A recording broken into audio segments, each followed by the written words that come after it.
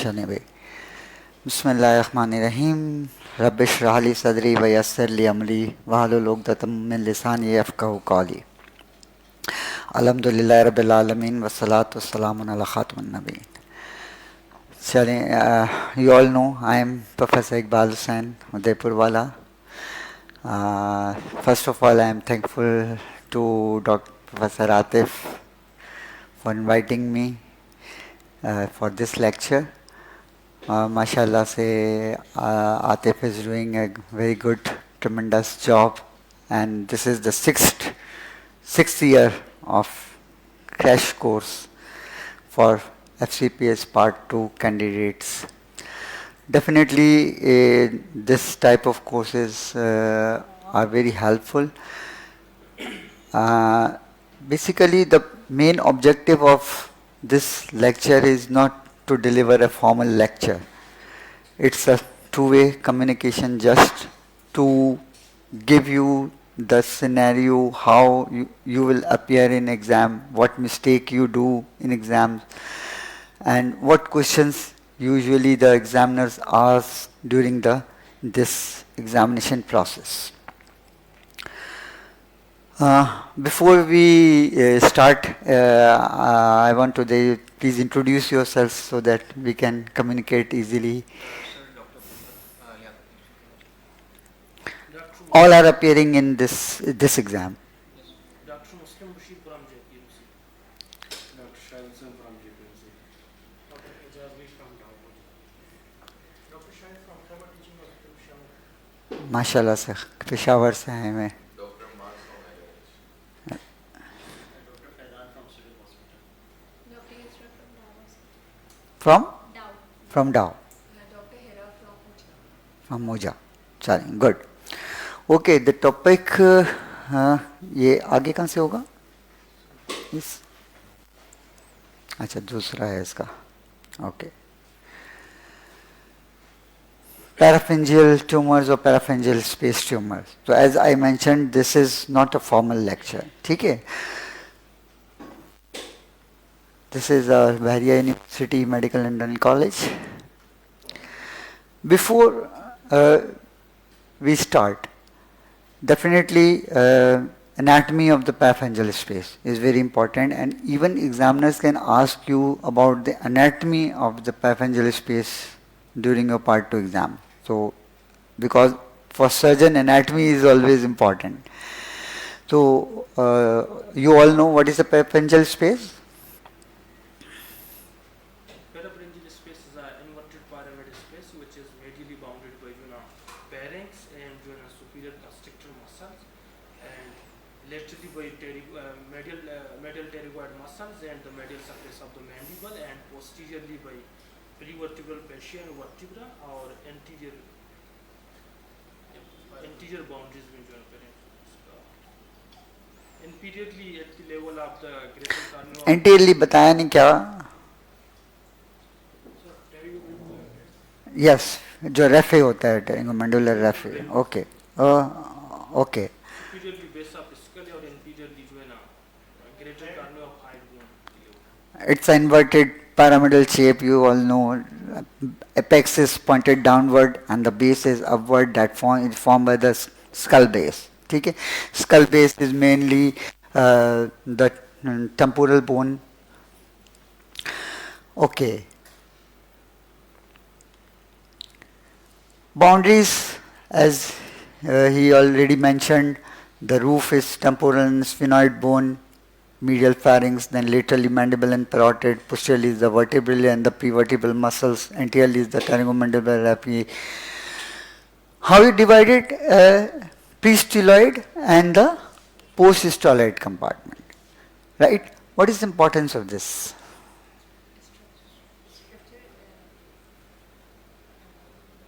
The structure that inside the pre-styloid and post-styloid, contents of the. ठीक है, okay, contents हैं कि प्री-स्टीलॉइड के कुछ कंटेंट हैं post styloid, but what is the importance?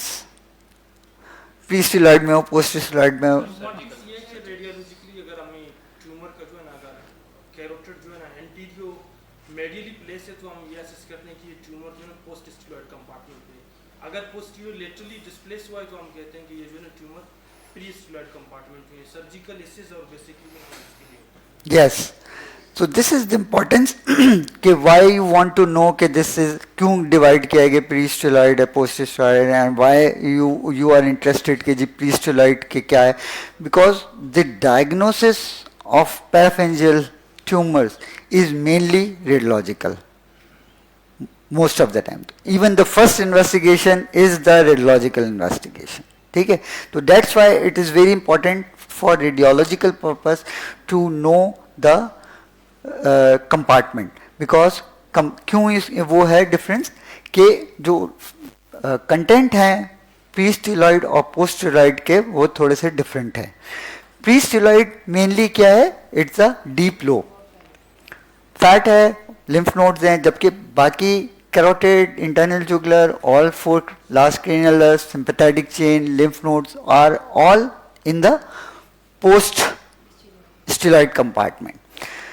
ठीक है, तो जो ट्यूमर्स प्रीस्टिलॉइड्स आएंगे वो डेफिनेटली सैलिवरी ग्लैंड्स मेनली होंगे, जो जिसमें pleomorphic adenoma you all know is common, और जो पोस्ट स्टिलॉइड है उसमें न्यूरोजेनिक ट्यूमर्स आर कॉमन, और न्यूरोजेनिक में यू नो श्वानोमा है और paraganglioma, the most two important tumours जो हैं वो ये है। अच्छा, इसके अंदर एक हाँ ये भी एक दिस इज इम्पॉर्टेंट कि ये प्री स्टिलॉइड और पोस्ट स्टिलॉइड की जो बाउंड्रीज है ये इसके अंदर ख़ास तौर पे एक पैड ऑफ फैट है, उसकी इम्पोर्टेंस है रेडियोलॉजिकली टू नो के जी ये आ रहा है प्री स्टिलॉइड से ट्यूमर या ये it's coming from the post styloid. क्या होता है उसमें?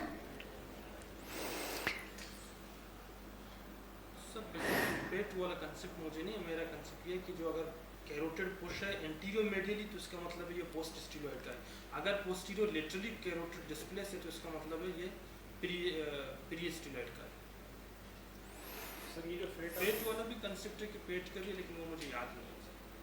सर ये जो फैट लाइन होती है ये बेसिकली उसी बॉर्डर पे होती है जहाँ डिवाइड होता है प्री स्टाइलॉइड पोस्ट स्टाइलॉइड। अगर पोस्टीरियर पोस्ट स्टाइलॉइड में अगर मैस है तो मैस इफेक्ट की वजह से ये फैट लेयर भी एंटीरियरली पुश होती है, तो उसमें फिर ये फैट लाइन देखी जाती है रेडियोलॉजिकली कि ये एंटीरियरली पुश हो रही है या पोस्टीरियरली, इससे हम डिवाइड करते हैं कि प्री स्टाइलॉइड। चलें, ओके, एनीवन एल्स कोई आइडिया? सर प्री स्टाइलॉइड में सब पैड पोस्टीरियरली पुश होती है और पोस्ट स्टाइलॉइड में से पोस्टीरियर मीडियली और सर पोस्ट स्टाइलॉइड में एंटीरियरली। चलें, ओके, थोड़ा सा कॉन्सेप्ट क्लियर नहीं है ये। इट्स नॉट के जी अगर प्रीस्टिलॉइड है तो पुश है, फैट दोनों में एंटीरियरली ही पुश होगा, ठीक है, चाहे वो प्रीस्टिलॉइड से हो या पोस्ट स्टिलॉइड से, दोनों में फैट, लेकिन जो प्रीस्टिलॉइड में होता है वो एंटीरियो मीडियली शिफ्ट होता है और पोस्ट स्टिलॉइड में एंटीरियो लेटरली शिफ्ट होता है। इसकी डायग्राम एक मिनट में देखता हूँ, थी तो सही है, आगे आएगी, ये है, this is the diagram basically कि ये इंपॉर्टेंस है कि ये प्रीस्टिलॉइड में क्या ये होता है बेसिकली एंटीरियो मीडियली, जबकि ये पोस्ट स्टिलॉइड में ये एंटीरियो लेटरली, तो दैट इज द इंपॉर्टेंस। तो ये कॉन्सेप्ट सही नहीं है कि जी उसमें एंटीरियरली उसमें posteriorly, it's not like that. चले, ओके, बैक आ जाएं फिर से वापस से। तो कंटेंट्स हो गए आपके, ठीक है। अब थोड़ा सा, अब पहले तो इंट्रोडक्शन थोड़ा सा मैं दे दूं कि पैराफिंजियल स्पेस ट्यूमर्स कौन कौन से होते हैं, क्या होते हैं उस पर, और देन विल कम के एग्जाम में किस तरह से आपने आना है, ठीक है। अच्छा, एक चीज़ इम्पॉर्टेंट है कि एग्ज़ाम के अंदर अगर पैराफिंजियल स्पेस ट्यूमर की बात कर रहे हैं तो लॉन्ग केस में आ सकता है पैराफिंजियल, ठीक है, शॉर्ट केस में यूजुअली तो नहीं आएगा, ठीक है, और डिपेंड कि अगर कभी कोई इंटरेस्टिंग केस है तो मे बी शॉर्ट केस में भी आ जाए, लेकिन मेनली जो ज़्यादा चांस है आने के that is in the long case, ठीक है।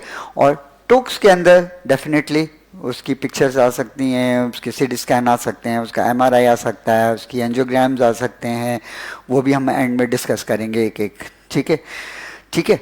तो मेनली तो पैराफेरिंजियल स्पेस के हवाले से तो you must focus more on long case. ठीक है, अगर शॉर्ट केस आ भी जाता है तो ज़ाहिर है शॉर्ट केस भी वही सारी चीज़ें हैं जो लॉन्ग केस में है, लेकिन थोड़ी सी शॉर्ट हो जाती हैं वो।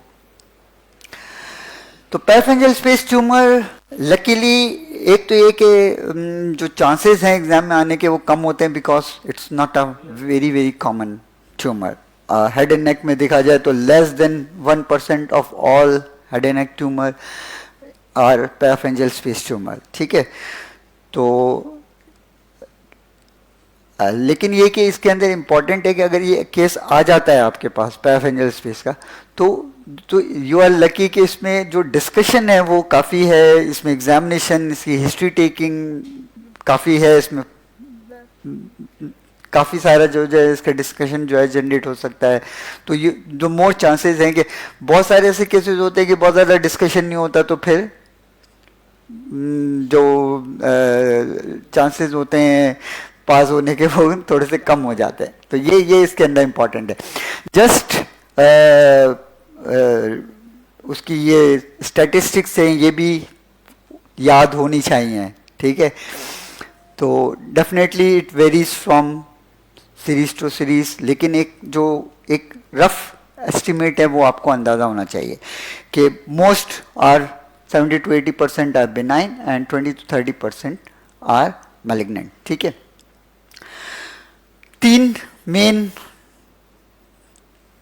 ट्यूमर्स हैं, 3 main organs most important, salivary gland, then neurogenic and then lymphoreticular. ठीक है, लिम्फोइड टिश्यूज से। तो ये इंपॉर्टेंट है। पैराफेरिंजियल स्पेस ट्यूमर वैसे रेयर है बट इंपॉर्टेंट है। Among the salivary gland tumours, ठीक है, कहाँ से आ सकता है? द मेन कंपोनेंट है प्रीस्टोलॉइड में is the deep lobe of the parotid. ठीक है, deep lobe of the parotid में वही ट्यूमर्स हैं जो पैरोटिड के सुपरफिशियल लोब में है, उसकी परसेंटेज भी वही है। तो benign are more common, 80% are benign. Benign के अंदर जो सबसे इंपॉर्टेंट कॉमन है इट्स द प्लेयोमॉर्फिक कैरिडोमा।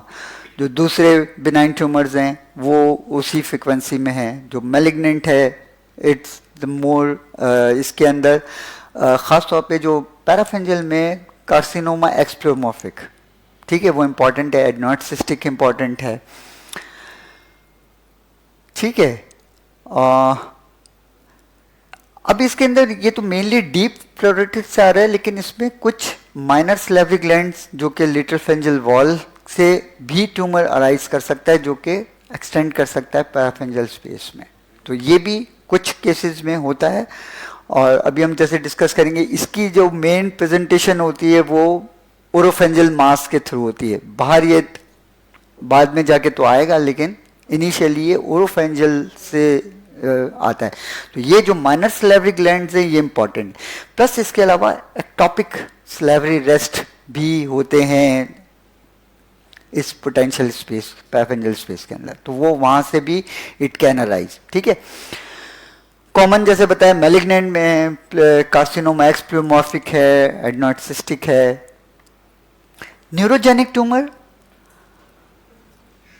बिकॉज के जो लास्ट 4 क्रेनियल नर्व्स हैं आपकी वो पैराफेरिंजियल स्पेस में है, सिंपैथेटिक चेन है। ठीक है, और अब neurogenic tumour again it can arise from the neuro, जो उसकी कवरिंग है उससे भी अराइज हो सकता है, विद इन द नर्व भी अराइज हो सकता है। ठीक है, न्यूरोलेमल जो शीथ होती है वहाँ से जो अराइज होता है सबसे कॉमन क्या होता है? It's the schwannoma. फिर बाकी जो नर्व से अराइज हो सकता है वो न्यूरोफाइब्रोमा है। और पैरागैंग्लियोमा ये कहाँ से अराइज होता है? It's again neurogenic tumour but not arising from the nerve. ये कहाँ से अराइज हो रहा है? ये जो कैरोटिड बॉडी है वहाँ से, कैरोटिड बॉडी जो न्यूरो एंडोक्राइनल सेल्स है वहाँ से अराइज हो रहा है। ठीक है। तो पैरागैंग्लियोमा वो है। तो इम्पॉर्टेंट इसके अंदर श्वेनोमा है, पैरागैंग्लियोमा खासतौर पे वेरी इंपॉर्टेंट है। और अगेन इसकी परसेंटेज कितनी है, 14 to 41% डिफरेंट सीरीज के हिसाब से। और मैलिग्नेंट के अंदर अगेन मैलिग्नेंट तो सारे रेयर हैं, लेकिन इसके अंदर मैलिग्नेंट में नाम आना चाहिए तो जिसमें मैलिग्नेंट पैरागैंग्लियोमा है, न्यूरोफाइब्रोसार्कोमा है, स्फेनोसार्कोमा है, ठीक है। Common sites of neurogenic tumours ये भी पता होनी चाहिए। जो मेन सबसे इंपॉर्टेंट नर्व है इज द वेगस नर्व, ठीक है। वेगस नर्व से अराइज होता है और वेगस के साथ फिर सिंपैथेटिक चेन है और फिर देन हाइपोग्लॉसल है। पैरागैंग्लियोमा में 2% सीक्रेट्स कैटेकोलोमाइंस हैं और 10% पैरागैंग्लियोमास आर मल्टीपल, ठीक है। तो ये जस्ट स्टैटिस्टिक्स थोड़ी बहुत याद होनी चाहिए आपको। लिम्फोरेटिकुलर सिस्टम, ये tumours again the third in category है, 10 to 15% of all parapharyngeal space tumour है। इट कुड बी प्राइमरी और it could be secondary. Primary में सबसे इंपॉर्टेंट लिम्फोमा है और सेकेंडरी में जो है squamous cell carcinoma from the head and neck region है, प्लस अदर रीजन से भी जा सकती है, ठीक है। जिसके अंदर थायराइड है, ऑस्ट्रोजेनिक कार्सिनोमा है, रीनल सेल कार्सिनोमा है, तो ये वहाँ से भी सेकेंडरीज आ सकती हैं इसमें। But most important is the squamous cell जो कि हेड एंड नेक रीजन से ही आती हैं, ठीक है। तो ये तो जस्ट ब्रीफ इंट्रोडक्शन था about the tumours of parapharyngeal space, ठीक है। अब हम आते हैं एग्जाम ओरिएंटेड चीज़ों के। ये तो सब जस्ट रटाफिकेशन था जो कि आपने बुक से रट लेना है सारा। ओके, तो as I mention you have long case, you have short case, you have talks. तो लॉन्ग केस के अंदर पैराफेंजियल स्पेस ट्यूमर के चांसेस सबसे ज़्यादा है, तो हमने ज़्यादा फोकस लॉन्ग केस पे ही रखना है। शॉर्ट केस पे अगर आ जाता है तो फिर वही सारी चीज़ें हैं, उसमें कोई अलग नहीं है। और टॉक्स के अंदर फिर हम डिस्कस करेंगे कि जैसे मैं बताया कि कुछ भी आ सकता है, पेशेंट की पिक्चर आ सकती है, सीटी स्कैन आ सकता है, एमआरआई आ सकता है, एंजियोग्राम आ सकता है, कोई सर्जिकल पिक्चर आ सकती है, ठीक है। तो वॉट एवर फॉर्मेट, ये तो आप लोगों का कल वैसे लेक्चर हो चुका है, सारी डिटेल्स यू ऑल नो, ठीक है। लेकिन जस्ट एक रिकैप करने के लिए कि long case is for 1 hour, ठीक है। You have whole 1 hour for that. 30 minutes, initially 30 minutes are for history taking and the examination, and next 30 minutes are for discussion. Viva है जिसके अंदर 2 exams हैं, 15 minutes each examiner है। पूछता है एक एग्जामिनर है, मार्किंग दोनों कर रहे होते हैं, ठीक है। तो ये नहीं है कि ये भी कॉन्सेप्ट होता है जी फलां ने मुझसे बड़े मुश्किल सवाल पूछ लिए या उसने बड़े आसान सवाल पूछ लिए, उससे आसान पूछ लिए, तो it's not like that. Marking दोनों कर रहे हैं, ठीक है। अगर वो मुश्किल है तो वो दूसरे एग्जामिनर को ये भी देख रहा है कि भी ये सवाल मुश्किल है कैंडिडेट के लिए या आसान है, ठीक है। तो इट्स नॉट लाइक दैट।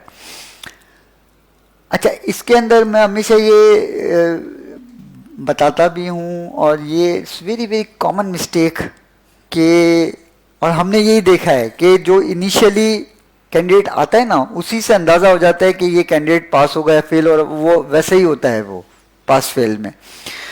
अगर हिस्ट्री टेकिंग में आपने ज़्यादा लंबा लगा लिया टाइम, 10 मिनट से ज़्यादा अगर हिस्ट्री टेकिंग पे दे दिया ना, फिर आपके पास एग्जामिनेशन के लिए बहुत शॉर्ट टाइम रह जाता है, बिकॉज एग्जामिनेशन इज मोर लेंदी। तो ये जो टाइम डिस्ट्रीब्यूशन है ना, that is very very very very important. और ये I am taking exam part 2 पता नहीं पिछले 20 सालों से चाहिए, तो इट्स अ वेरी कॉमन कि जो 15-20 मिनट अगर हिस्ट्री टेकिंग कर रहा है ना, तो उसके चांसेस बड़े कम होते हैं, और मोस्टली ये देखा है कि वो पास नहीं होता वो कैंडिडेट। तो टाइम जो है ना, it's very very important. History taking should not be more than 10 minutes. 10 minutes ज़्यादा, 11 मिनट्स कर दें ज़्यादा ज़्यादा, और ज़्यादा 12 मिनट कर लें, but not more then that. तो वेरी क्विक। और हिस्ट्री में आपको चूंकि ये कैसे आती है, बाय प्रैक्टिस,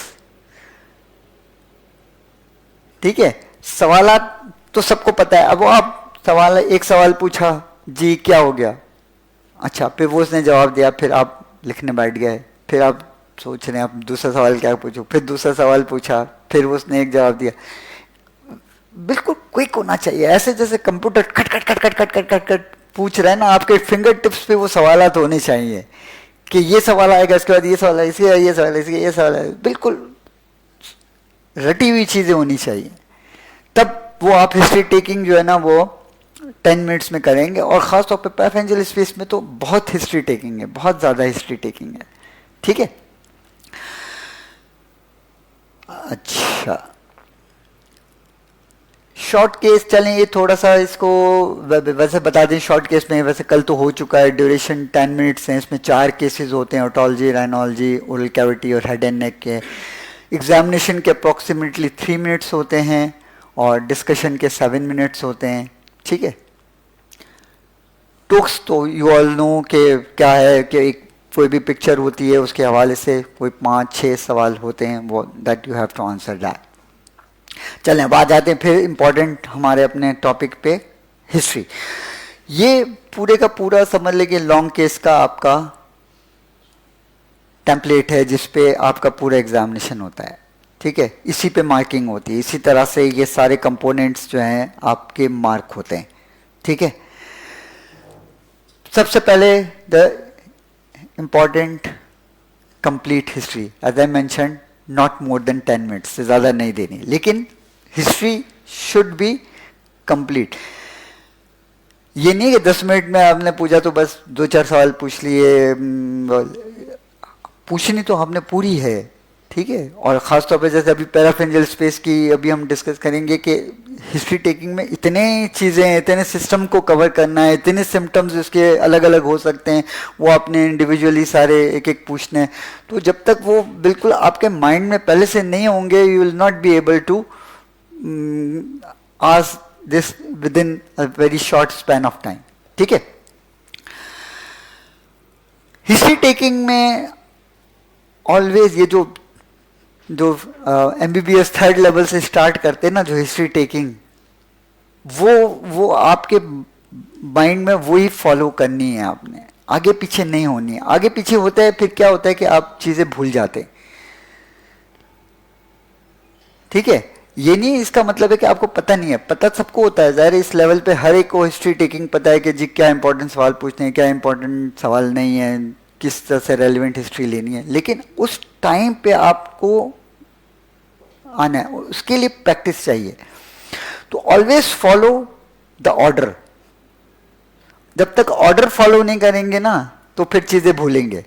तो always start with the bad data, ठीक है। पेशेंट, ये बड़ा कॉमन है कि पूरी हिस्ट्री ले ली, आखिर में पेशेंट का जी पूछा, जी हाँ बताएं नाम क्या है, नाम पूछना भूल गए, एज पूछना भूल गए, ऑक्यूपेशन पूछना भूल गए, ठीक है। सो तो ये जो चीज़ें हैं ये उसी तरह से आनी चाहिए, ठीक है। तो बायोडेटा है, फिर प्रेजेंटिंग कंप्लेंट है। प्रेजेंटिंग कंप्लेंट का वही जो 3rd ईयर से आप सुनते आ रहे हैं कि जी क्रोनोलॉजिकल ऑर्डर में होना चाहिए, ठीक है। और जितनी है वो कंप्लेंट है, उसकी ड्यूरेशन है, वो आपने उसी तरह से पूछनी है। फिर history of presenting complaint, history of presenting complaint में अगेन पूरी वही पैटर्न आपने फॉलो करना है, ठीक है। कि कब से स्टार्ट हुआ, ड्यूरेशन क्या है, इसका ऑनसेट कैसे था, इसकी प्रोग्रेशन कैसी है, इसके एग्रेवेटिंग फैक्टर्स क्या है, इसके रिलीविंग फैक्टर्स क्या है, इसके एसोसिएटेड फैक्टर्स क्या हैं, फिर इसकी स्पेसिफिक कैरेक्टरिस्टिक है, अगर पेन है, स्वेलिंग है तो किस तरह की है स्वेलिंग, ठीक है। वो सारे सवाल जो आप यू ऑल नो पूछने हैं आपने। फिर एसोसिएटेड जितनी कंप्लेंट है हर एक की उसकी सारी चीज़ें आपने पूछनी है। फिर past history, then personal history, फिर family history, socio economic condition, everything should be asked, ठीक है। अब कुछ इंपॉर्टेंट पॉइंट जो है पैराफेरेंजियल स्पेस के हवाले से इंपॉर्टेंट है, ठीक है, कि जो आपके जो मिस आपने नहीं करने पॉइंट्स, ठीक है। सबसे पहले तो डेफिनेटली पेशेंट आएगा या तो वो नेक मास के कंप्लेंट से आएगा या ओरोफेंजल मास की कंप्लेंट से आएगा। तो आपने पूरी जो स्वेलिंग है उसकी हिस्ट्री उस लेनी है पूरी कंप्लीट। फिर स्टेशन ट्यूब डिसफंक्शन स्पेशली पूछना है आपने, ईयर के हवाले से उसकी हिस्ट्री जो है वो लेनी है। डिस्फेजिया कब इंपॉर्टेंट होता है? ओरोफेंजल कंप्रेशन है या फिर नर्व की स्पेशली द वेगस की अगर कोई इन्वॉल्वमेंट है तो उसकी वजह से वो इंपॉर्टेंट है डिस्फेजिया। डिस्निया कब इंपॉर्टेंट है? ओरोफेंजल एक तो मास इफेक्ट की वजह से भी हो सकता है, plus again because of the vagus, ठीक है। अगर वोकल कॉर्ड पैल्सी हो रही है उसकी वजह से है तो वो आपने पूछा है। ऑब्स्ट्रक्टिव स्लीप एपनिया की हिस्ट्री है। क्रेनियल नर्व की हिस्ट्री, क्रेनियल नर्व स्पेशली एक एक क्रेनियल नर्व की आपने के हवाले से जो उसकी डेफिसिट के हवाले से सवालात जरूर पूछने हैं, ठीक है। फिर हॉर्नर सिंड्रोम अगर सिंपैथेटिक चेन इन्वॉल्व है तो उसके हवाले से सम पेन है। फिर पेन वैसे तो जाहिर नहीं होता है, बिनाइन कंडीशन पेनलेस। टोसिस की हिस्ट्री है नहीं है, आँख खुलने में बंद है, देखने में मुश्किल है, विजुअल का उसका कोई मसला है, ठीक है। एनिड्रोसिस है यानी स्वेटिंग, ऐसा तो नहीं पसीना नहीं आ रहा है फेस पे, और तो ये सवाल सारे इंपॉर्टेंट हैं। ट्रिस्मस की हिस्ट्री इंपॉर्टेंट है, ठीक है। टेरिगॉइड मसल्स की इन्वॉल्वमेंट या फिर पैरागैंग्लियोमा में हिस्ट्री टेकिंग में सिम्टम्स ऑफ कैटेकोलामाइंस, ठीक है। हाइपरटेंशन है, फ्लशिंग है, ठीक है। ये सारी जो हिस्ट्रीज हैं ये आपने इंपॉर्टेंट है, ये पूछनी है इसमें। तो ये सारी चीजें आपने मिस नहीं करनी है इसमें, ठीक है। Then comes the thorough clinical examination.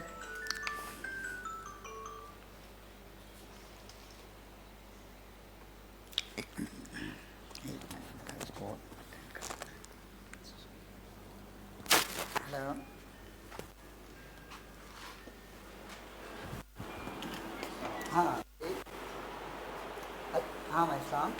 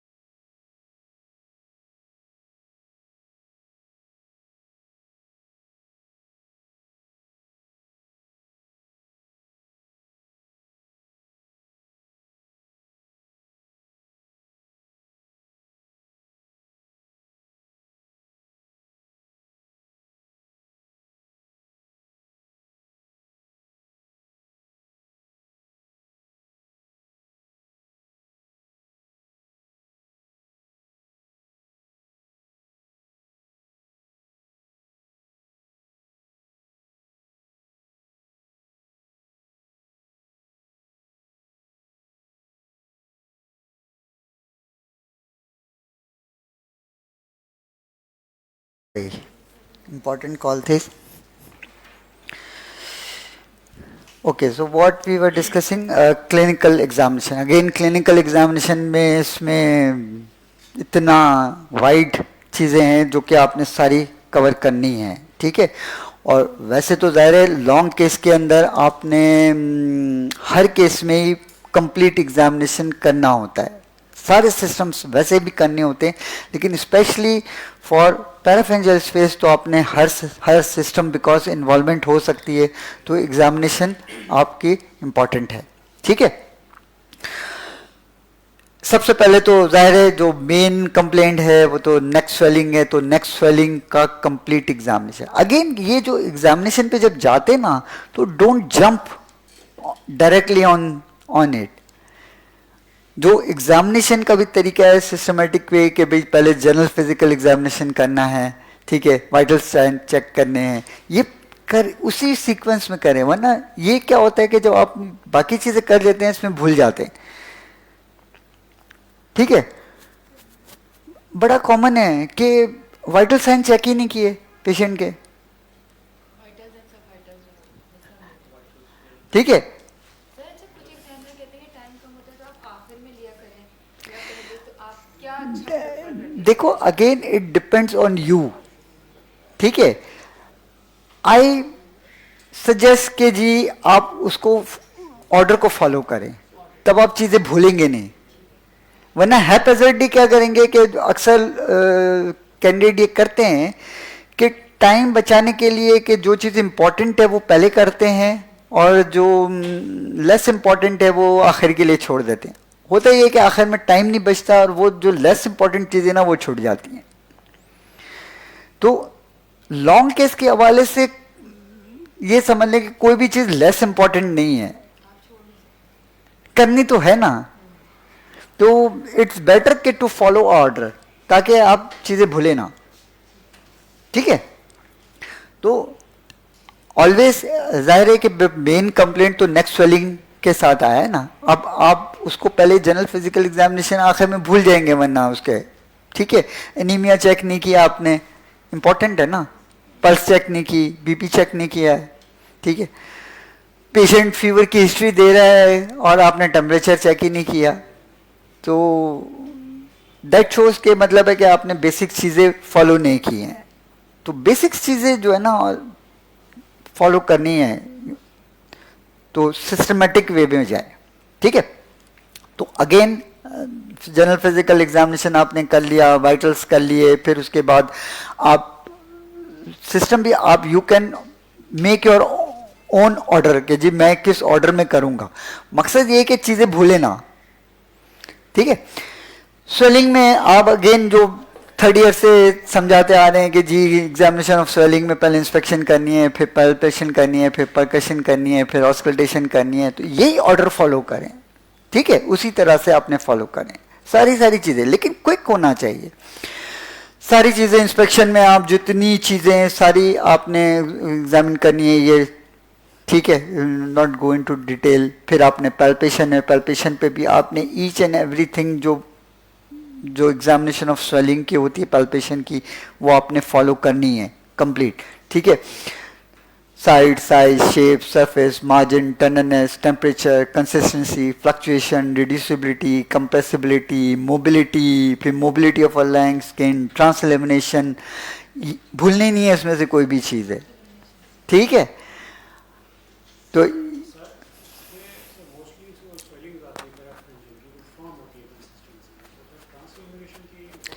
नहीं देखो ये तो यहाँ पे लिखा हुआ है, लेकिन आपने करना जरूर है, ठीक है। नेगेटिव होगा ना ट्रांसफॉर्मेशन, हाँ कर लें, ठीक है। ट्रांसफॉर्मेशन डेफिनेटली उसमें नहीं मिलेगी आपको, ठीक है, लेकिन करने में तो हद नहीं, ताकि एग्जामिनर को पता हो कि हाँ भाई आपको ये चीज़ पता है, आपने की, उसको फॉलो तो किया है ना उसको। ऑस्कल्टेशन फिर वेरी इंपॉर्टेंट है, खासतौर पे वेस्कुलर ट्यूमर के हवाले से। अगर इंपॉर्टेंट पॉइंट्स इन एग्जामिनेशन जो ज़रूर आपने पैराफेंजल के हवाले से करने हैं, तो ओरोफेंजल एग्जामिनेशन डेफिनेटली नेक स्वेलिंग के था थ्रू आया है, तो ओरोफेरिंक्स में भी बल्जिंग हो सकती है।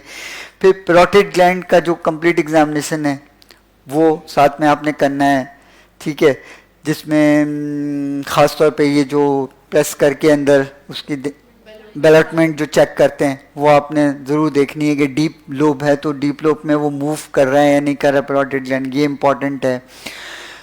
क्रेनियल नर्व्स, वैसे तो ज़ाहिर है हर लॉन्ग केस में आपने सारी क्रेनियल नर्व्स करनी है, लेकिन स्पेशली यहाँ तो क्रेनियल नर्व्स की इम्पोर्टेंस बहुत ज़्यादा है। तो क्रेनियल नर्व्स की each and every cranial nerve indirect laryngoscopy definitely करनी है, ताकि आपको वेगस की कोई इन्वॉल्वमेंट है, कोई पैरालिसिस है, पोस्टीरियर लैरिंगोस्कोपी, एग्जामिनेशन ईयर का वो भी कंप्लीट। समटाइम जो ना ये ओरोपेरिक्स बल जितना ज़्यादा होता है कि अराउंड 75% ऑफ ओरोपेरिक्स की ल्यूमन को उसने ऑब्स्ट्रक्ट किया हुआ है, so it is not possible to do the posterior laryngoscopy and ideal. तो इस कंडीशन में हम क्या पेशेंट को से एग्जामिनर को बता दें कि I want to do this, ठीक है, लेकिन because of the growth definitely it will be a painful और नॉट पॉसिबल होगा। अगर एग्जामिनर कहता है नहीं फिर भी करें, तब कर लें। और अगर नज़र आता है अच्छी बात है, नज़र नहीं आता है तभी बताएं कि because of the growth it's not visible, ठीक है, पॉसिबल नहीं है एग्जाम करना। ओरोफेरिंक्स ट्यूमर आपको नोज तक या पोस्टीरियर नेजल स्पेस तक ज़्यादा नजर आता है, तो सर उसमें भी हम पोस्टीरियर राइनोस्कोपी करें? देखिए यही मैं समझा रहा हूँ ना कि that varies from patient to patient, ठीक है, लेकिन आपने ये शो करना है एग्जामिनर को, आपको ये चीज़ पता है, आप ये चीज़ करना चाहते हैं, ठीक है, लेकिन कर नहीं पा रहे तो उनको बोल देंगे जी मैं पोस्टीरियर लैरिंगोस्कोपी करना चाहता हूँ लेकिन it's not possible, indirect laryngoscopy करना चाह रहा हूँ लेकिन डिफिकल्ट होगी या नहीं पॉसिबल होगी, व्हाटएवर, ठीक है। सर अगर ओरोफेरेंजियल बल्ज हमें मिल रहा है डिजीज ऑफ पैराफेरेंजियल स्पेस ट्यूमर, तो हमें उसकी डिस्क्रिप्शन में क्या क्या पॉइंट्स हैं जो अहम है बताने चाहिए? वही जो स्वेलिंग के जो होते हैं कि भाई इंस्पेक्शन पे जा रहे, पैल्पेशन और परकशन और ऑस्कल्टेशन तो नहीं होगी, वो तो सिर्फ आप इंस्पेक्शन पे ही करोगे। तो इंस्पेक्शन पे जो उसकी इन्वॉल्वमेंट है, उसकी साइज है, उसकी मार्जिन्स हैं, उसकी सरफेस है, हर चीज़ है जो स्वेलिंग के डिस्क्रिप्शन होती है उसी तरह से आपने डिस्क्रिप्शन देनी है ओरोफेरेंजियल मास की भी, ठीक है। हमें जो आप ऑस्कल्टेट करने के लिए कह रहे हैं, तो वो कुछ लोग कहते हैं कि आप पीछे back side of the stethoscope से बुई वाले एरिया से करें, वहीं से करनी है Yes. और हाथ तो उसके ऊपर रख के जैसे थोड़ा सा ऐसे प्रेस ठीक है, ये जो जब आपके 30 मिनट्स गुजर गए, ठीक है, आपने हिस्ट्री ले ली, आपने एग्जामिनेशन कर दिया, अब देन बेल बजती है और पहला जो कमेंट या जो कमांड होता है या टास्क होता है वो प्रेजेंट योर केस, ठीक है। अब प्रेजेंट योर केस में अगेन आप की प्रेजेंटेशन कहते हैं ना, first impression is the last impression.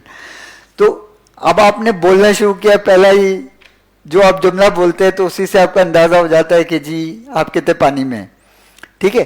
तो जो प्रेजेंटेशन है again should be very crisp होनी चाहिए, ठीक है, बहुत ज़्यादा अननेसेसरी डिटेल्स नहीं होनी चाहिए, हाँ, लेकिन इंपॉर्टेंट चीज़ें पूरी बतानी है। आपने अगेन बायोडेटा से शुरू करना है कि भाई my patient name is this, of this age and by occupation this, ये जो भी है, came with to me with the complaint of this this this for this time, फिर उसकी आपने हिस्ट्री ऑफ प्रेजेंटिंग कंप्लेंट, फिर सारी चीज़ें उसी तरह से बतानी है। अच्छा, बहुत ज़्यादा डिटेल जो नेगेटिव चीज़ें हैं वो उसमें भी टाइम ज़ाया ना करें। अगेन इट्स योर इंटेलिजेंस कि आप उस वक्त पे वो क्या चीज़ें किस तरह से बता रहे हैं, ठीक है। और ये चीज़ कैसे आती है, प्रेजेंटेशन से ही आती है कि जब आप प्रेजेंटेशन करते हो डिफरेंट, तो आपको खुद ही अंदाज़ा हो जाए जी क्या चीज़ इंपॉर्टेंट है, इस पर कितना टाइम देना चाहिए, ठीक है। अननेसेसरी डिटेल्स भी नहीं बतानी होती है, लेकिन कोई इंपॉर्टेंट डिटेल मिस भी नहीं होनी चाहिए, ठीक है। बाज़ दफ़ा एग्जामिनर खुद भी आपको गाइड कर देता है कि जी just give me the positive finding, या हिस्ट्री को अगर है वो कह देता है शॉर्ट कर लें, चलें जी पॉजिटिव, इसलिए कि वो जब आप ले रहे थे तो वो तो सुन चुका है ना एग्जामिनर, दोनों एग्जामिनर सुन चुके हैं, तो वो आपको कह देता है कि जी ठीक है ये इसको छोड़ दें, ये चीज़ें हो गई हैं, आपने कवर कर ली हैं, ही नोज के ये हो गया, ठीक है। तो varies from patient to patient. फिर प्रेजेंटेशन में आपने उसी तरह से एग्जामिनेशन भी अगर शुरू करने तो एग्जामिनेशन में भी कोशिश करें कि भाई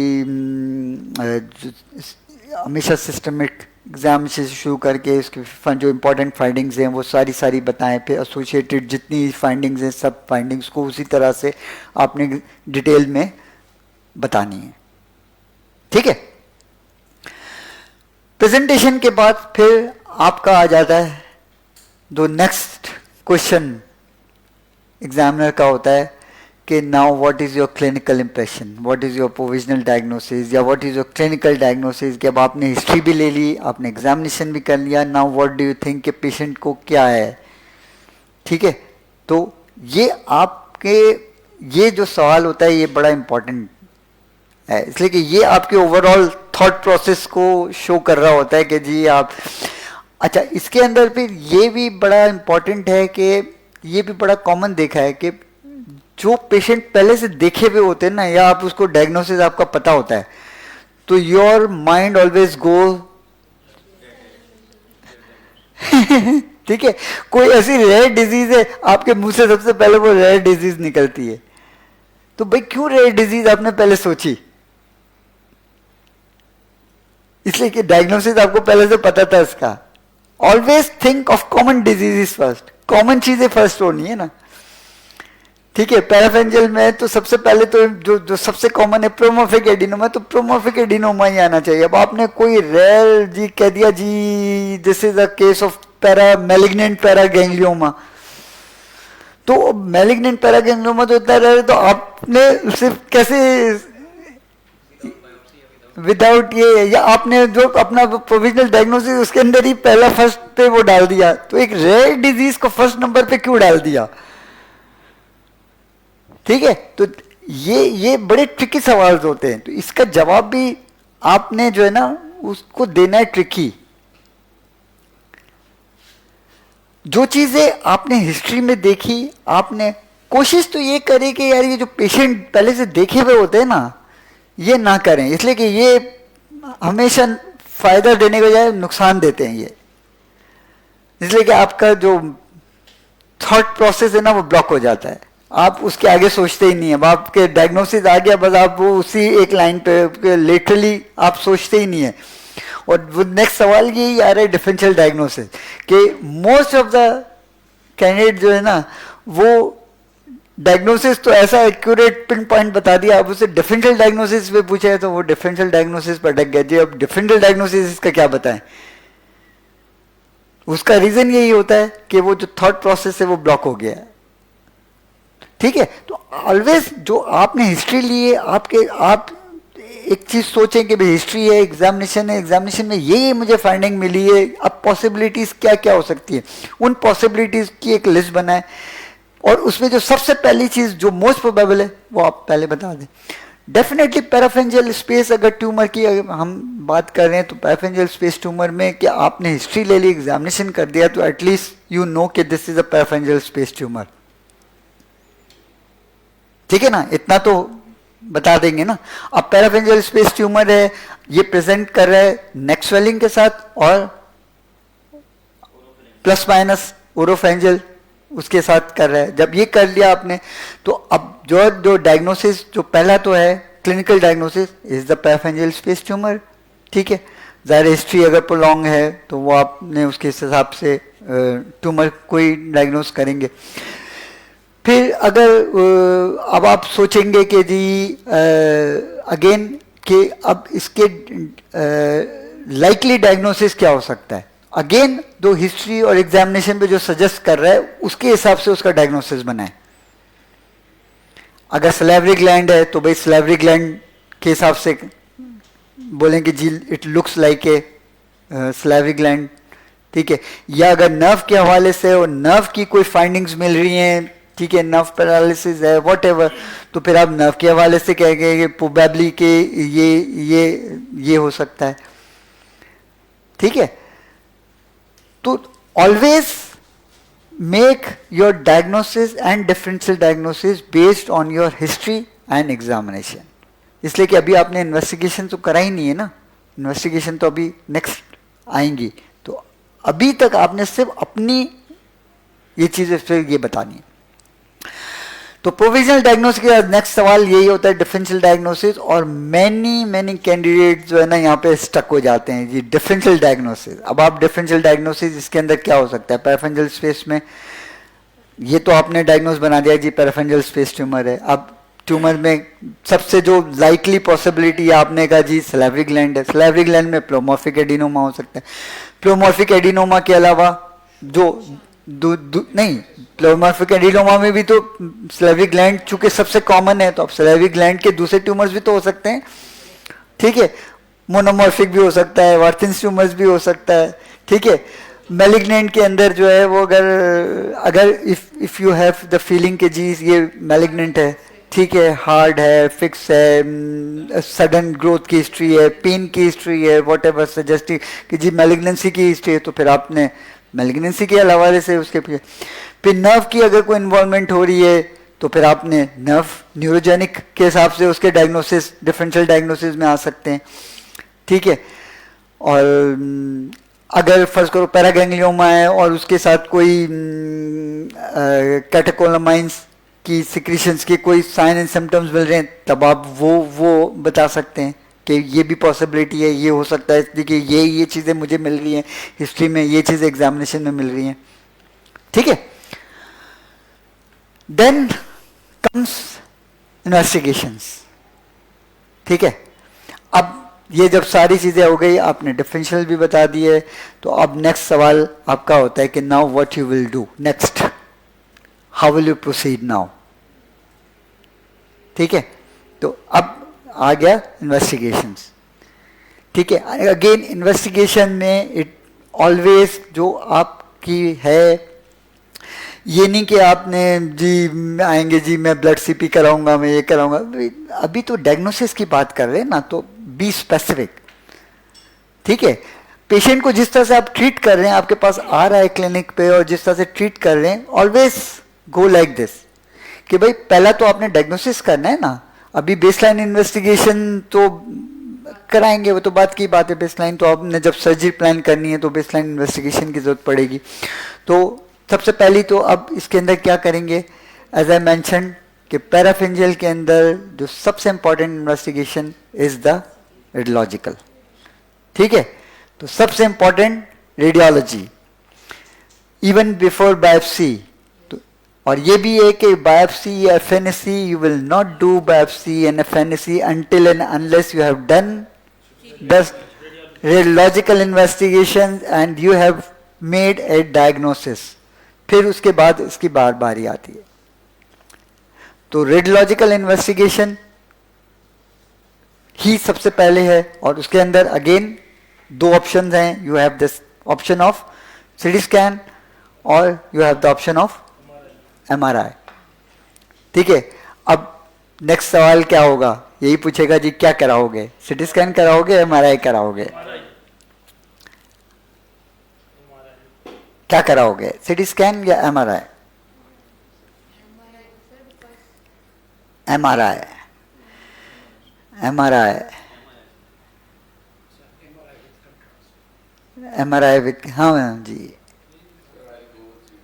आई विल गो। चलें, एक सीटी स्कैन है, बाकी कितने 4 और 7 जो है वो एमआरआई।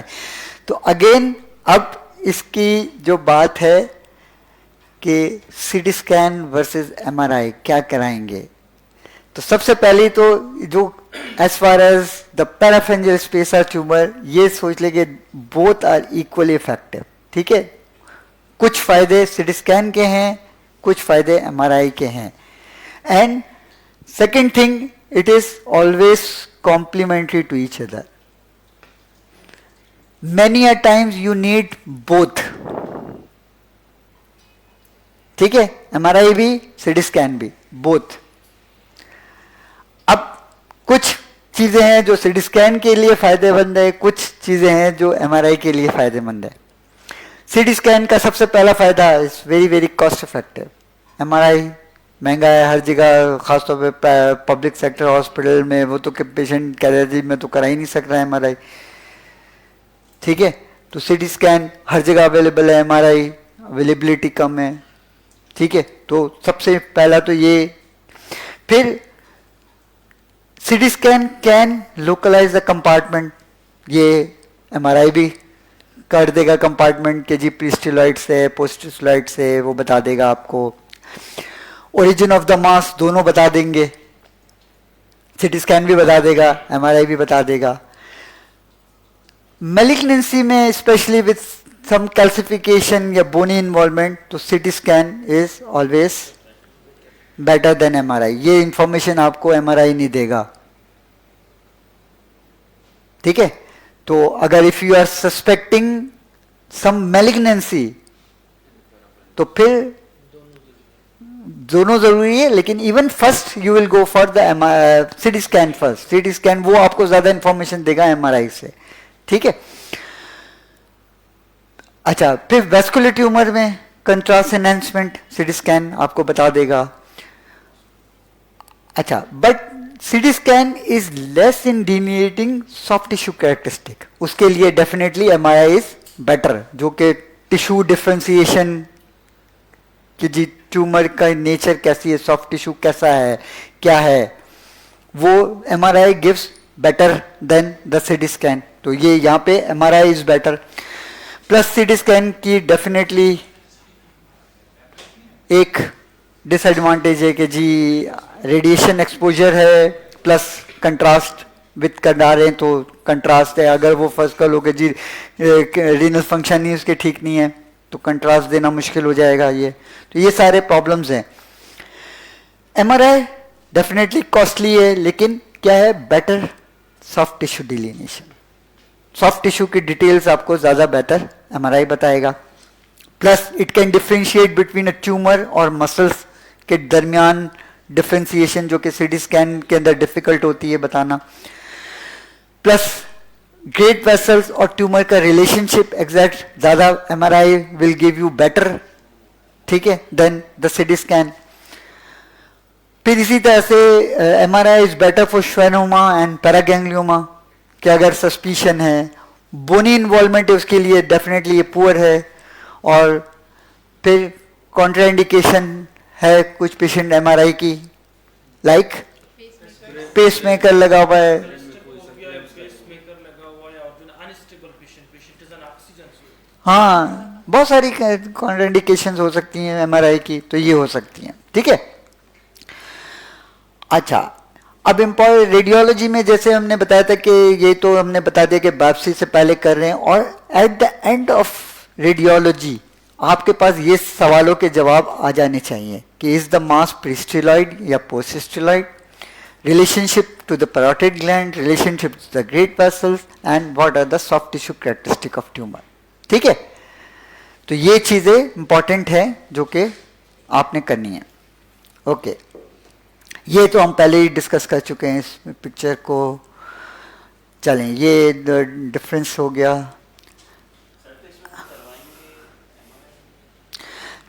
अगेन देखिए, बताया ना कि इट वेरीज, आपने एक ही जवाब नहीं देना कि जी सीटी स्कैन ही कराएंगे या एमआरआई कराएंगे।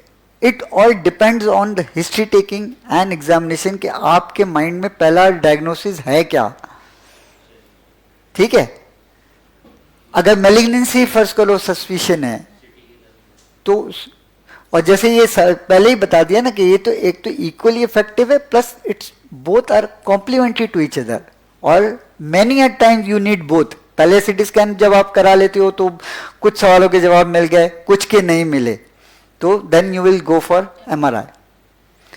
चूंकि CT scan is less costly, cost effective है एज कंपेयर टू एमआरआई, तो definitely you will go for most of the cases CT scan first and then MRI, ठीक है। ओके, एंजियोग्राफी कोई importance? Vascular tumour है, उसके अंदर angiography की importance है। और फीडिंग वेसल्स की है। चलें, ओके। तो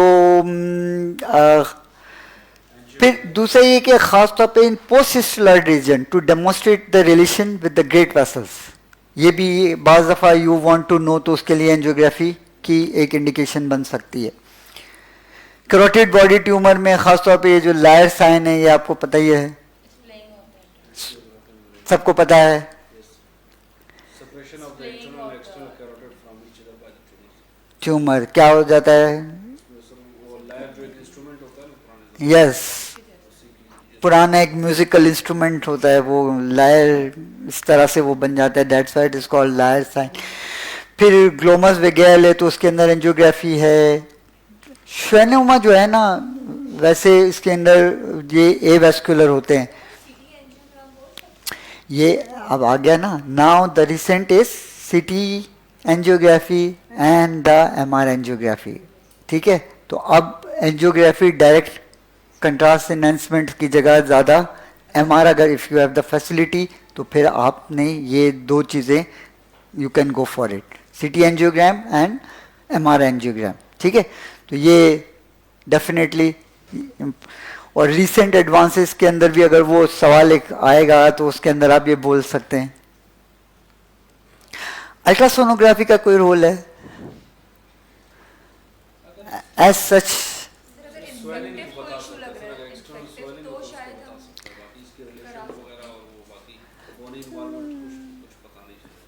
तो इट्स नॉट अ ट्रीटमेंट, मतलब choice is not a good investigation for parapharyngeal, ठीक है। कुछ लेके कोई बहुत ज़्यादा इन्फॉर्मेशन देती नहीं है। वैसे नेक मास के अंदर अगर दूसरा कोई नेक मास है तो definitely ultrasonography will be the first investigation, लेकिन पैराफेन अगर प्रेजेंटेशन में ऐसे कि सिर्फ एक छोटा सा लोब्यूलर मास यहाँ से आपको आ रहा है तो भी हम अल्ट्रासाउंड नहीं करा सकते हैं। तब तो फिर आप पैराफेंजियल सोचेंगे ही नहीं ना, फिर तो आप कुछ और सोचेंगे, तो फिर तो अल्ट्रासोनोग्राफी। लेकिन if you are thinking of parapharyngeal तो फिर उसके अंदर अल्ट्रासाउंड नहीं की रोल कम है, सीटी स्कैन और एमआरआई का रोल है ज़्यादा, ठीक है।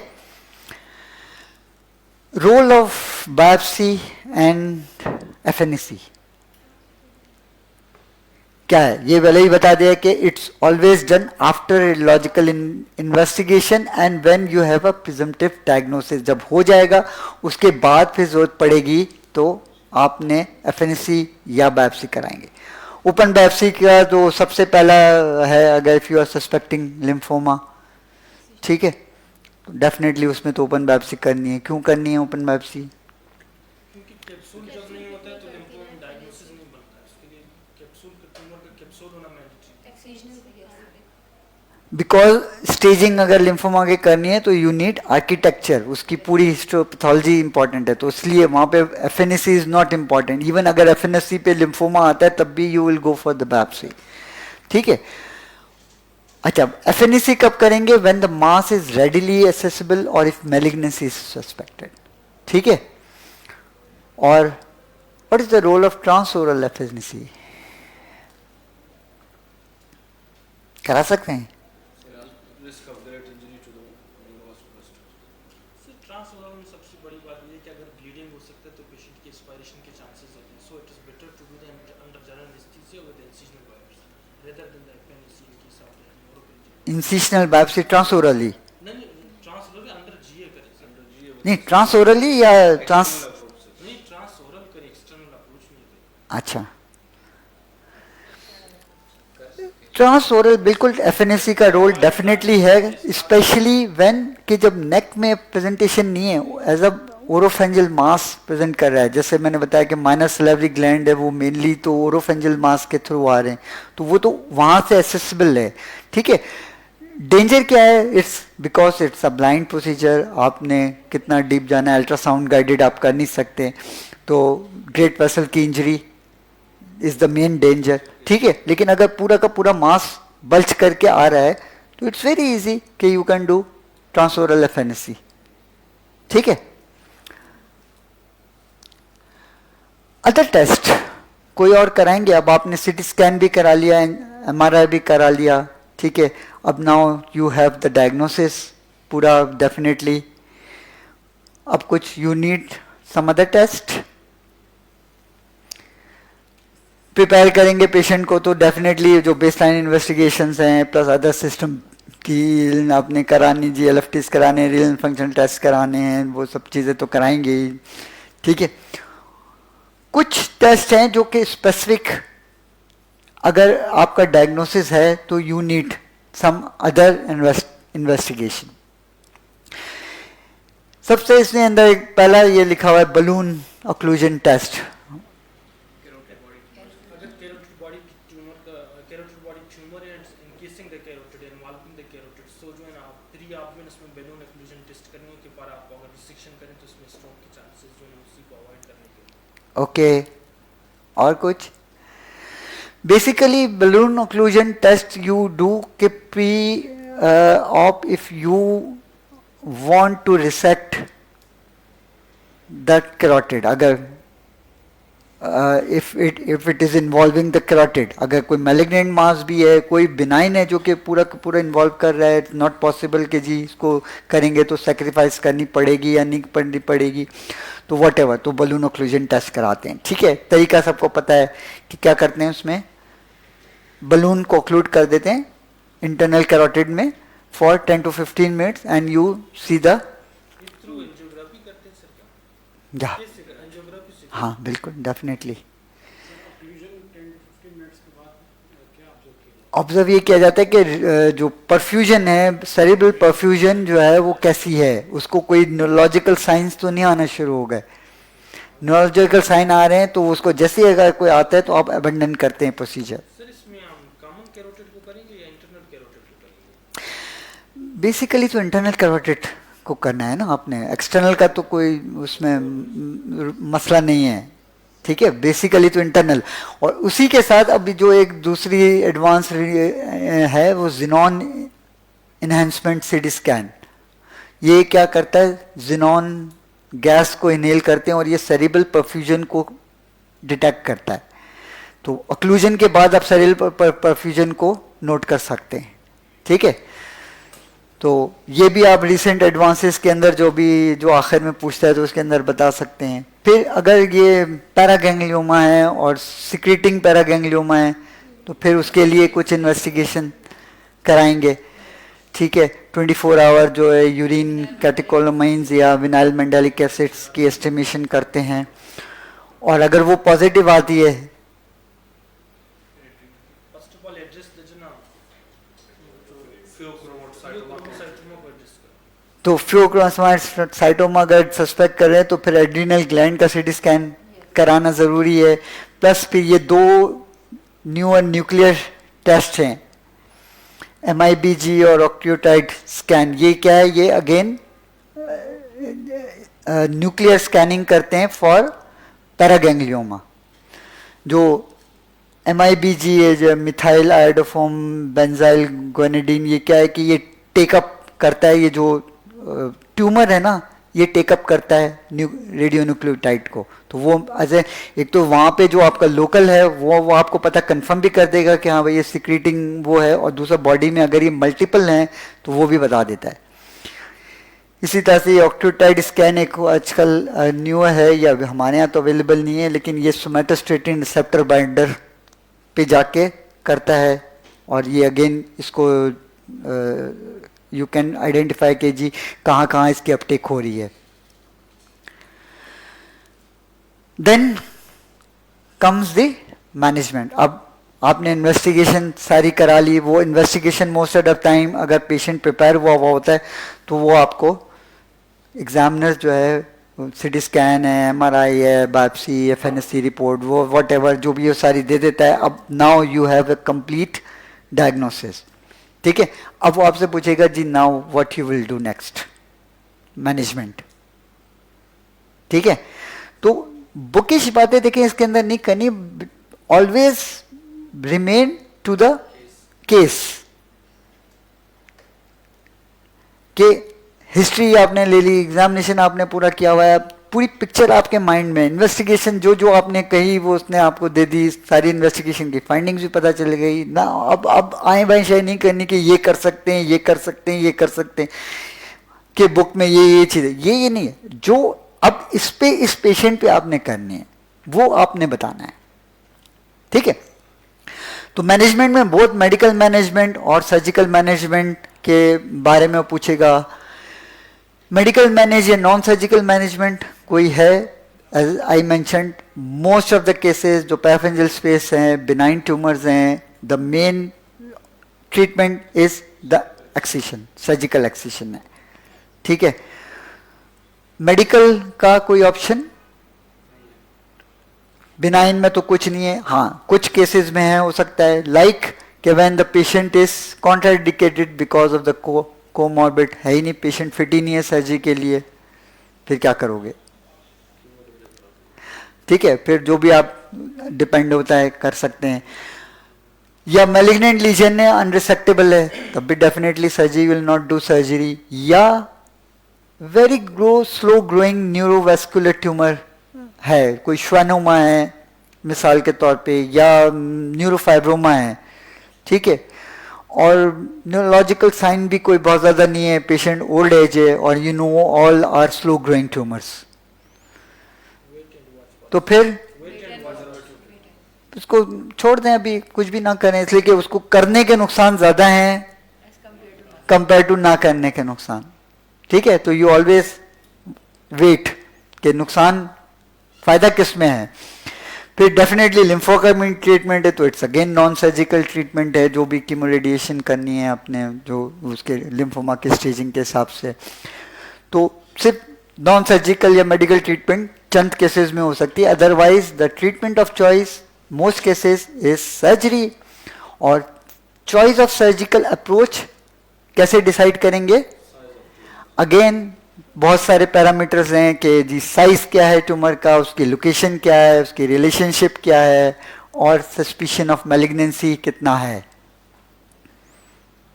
ठीक है। तो मोस्टली बिनाइन ट्यूमर्स हैं, ठीक है, लिमिटेड हैं, ग्रेट वेसल से उसका कोई वो नहीं ज़्यादा नहीं है, तो treatment of choice is surgery. Surgery में फिर अब वो आपसे नेक्स्ट सवाल, चलें उससे पहले ये आ जाए प्री ऑपरेटिव प्रिपरेशन, कैसे प्रिपेयर करेंगे पेशेंट को।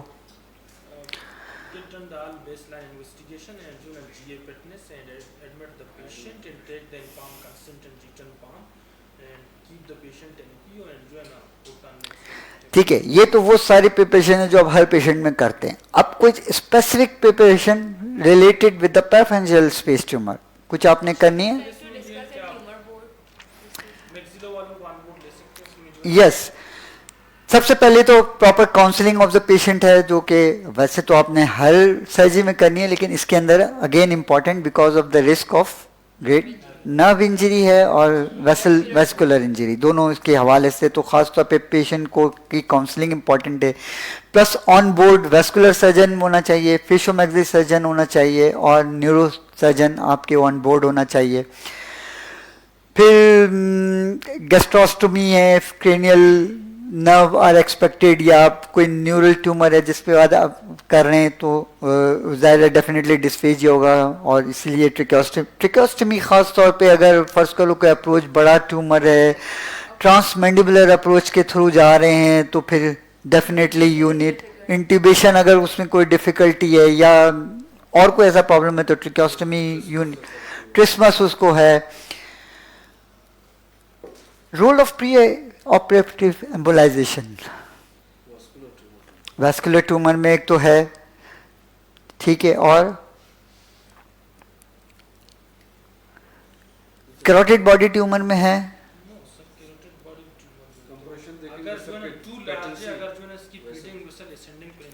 मोस्टली तो as such carotid body tumour में नहीं होता, बिकॉज कि इसकी अलग से कोई फीडिंग वेसल एज सच होती नहीं है, ये डायरेक्टली कैरोटिड से डायरेक्टली इसकी सप्लाई होती है, तो इट्स नॉट पॉसिबल कि जी इसकी एम्बोलाइजेशन कराएं, ठीक है। इसी तरह से जो वैस्कुलर न्यूरल ओरिजिन ट्यूमर्स हैं, these are mostly avascular tumours होते हैं, इसके अंदर भी कोई रोल नहीं है प्योर, तो मेनली तो वैस्कुलर ट्यूमर अगर कोई है तो उसके अंदर कोई इंपॉर्टेंट है, और वो वैसे कम है।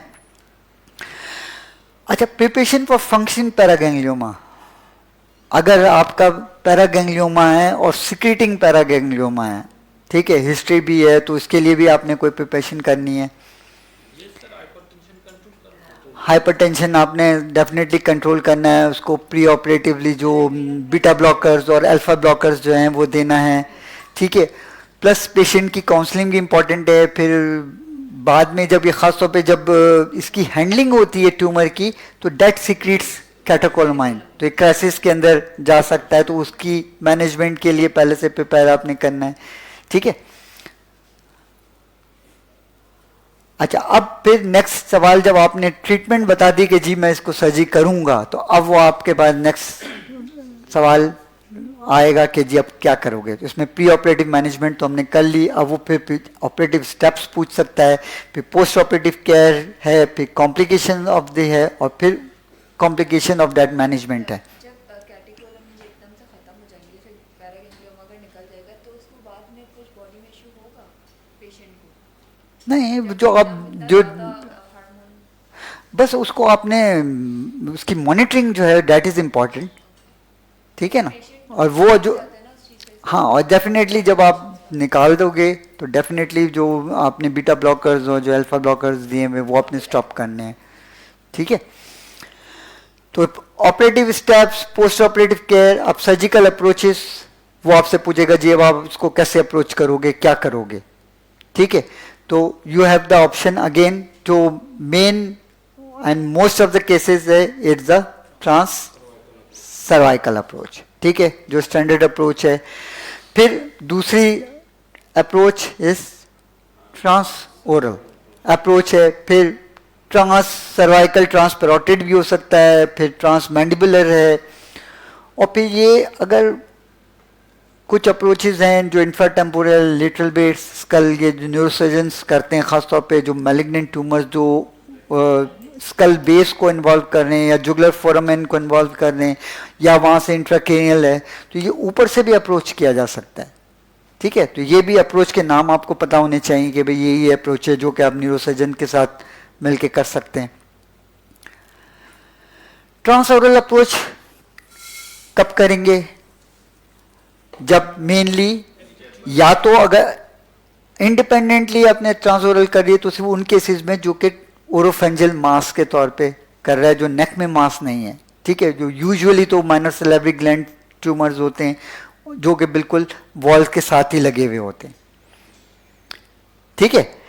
या फिर ट्रांसओरल का दूसरा है कि कंबाइंड अप्रोच, जब आपने ट्रांस सर्वाइकल प्लस ट्रांसओरल, अगर बहुत बड़ा ट्यूमर है कि एक तरफ से नहीं आ रहा, तो आपने दोनों तरफ से उसको अप्रोच करके you can also do. Risk क्या है? एक तो लिमिटेड एक्सपोजर है, फिर इनविजिबिलिटी है, risk of cranial nerve injury है, ट्यूमर रप्चर इसके अंदर कॉमन है। फायदा क्या है? नेक मास नहीं, नेक स्कार नहीं है, शॉर्ट हॉस्पिटलाइजेशन है, और नाउ डेज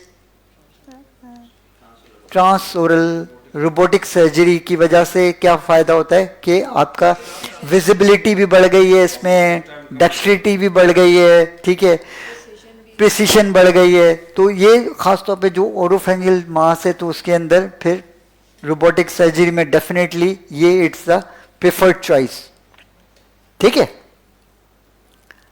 रोबोटिक सर्जरी का इसके साइज के ऊपर कोई कंट्राइंडिकेशन है ही नहीं है? नहीं, ऐसा तो नहीं। Trans cervical, you know, it's the preferred approach in most cases, but और इसका फायदा क्या है? It can be combined with other और extension can be made, ठीक है, depending upon the case। Deep lobe of the parotid में है तो फिर ये ट्रांस पेरोटिड यानी पेरोटिडेक्टमी पहले करें, उसके बाद डीप लोब निकाल लें, ये भी एक अप्रोच है। या अगर खाली ट्रांस सर्वाइकल से वो डीप लोब को अप्रोच कर सकते हैं, वो भी that is possible. Again depends के जब बताया ना कि साइज ऑफ द ट्यूमर क्या है, उसका रिलेशनशिप क्या है, ठीक है। फिर ये ट्रांसमैंडिबुलर के साथ भी आप इसको कंबाइन कर सकते हैं, एक्सटेंशन कर सकते हैं, ठीक है। ट्रांसमैंडिबुलर के अंदर भी डिफरेंट अप्रोचेस हैं, कुछ लोग वर्टिकल करते हैं, कुछ लोग हॉरिजॉन्टल करते हैं। मेन उसके अंदर फेशियोमैक्सी सर्जन्स को you can involve the faciomaxi surgeon, ठीक है। और मेन प्रॉब्लम क्या होता है इसके अंदर, जो आपने बचाना होता है वो इंफीरियर एल्वियोलर नर्व को बचाना है, तो वो इंसिशन जो भी आपने देना है वो इस तरह से देना है कि इंफीरियर एल्वियोलर नर्व बचनी चाहिए। अच्छा जी, फिर complications of the surgery, again इतनी चूंकि स्ट्रक्चर हैं, इतने डिफरेंट वेरीड स्ट्रक्चर हैं, it again varies from patient to patient, ठीक है। तो लॉन्ग लिस्ट ऑफ कॉम्प्लिकेशन, जितनी कॉम्प्लिकेशन पैराफेंजियल में है शायद दूसरी जगहों पे नहीं है इतनी, ठीक है। तो again it depends upon the nature, extent and approach है, जिसके अंदर ब्रेड वेसल्स इंजरी है, लास्ट 4 क्रेनियल नर्व्स की इंजरी है, फेशियल नर्व की इंजरी है, सिंपैथेटिक चेन की इंजरी है, फर्स्ट बाइट सिंड्रोम। ये क्या होता है? आफ्टर सर्जरी जब पेशेंट फर्स्ट बाइट लेते हैं तो एक्सट्रूशन पेन होता है, जब हम सलाइवरी ग्लैंड ट्यूमर को रिमूव करते हैं तो अगर क्योंकि ट्रांसमिटेड ट्रांसफर क्यों पेन होता है?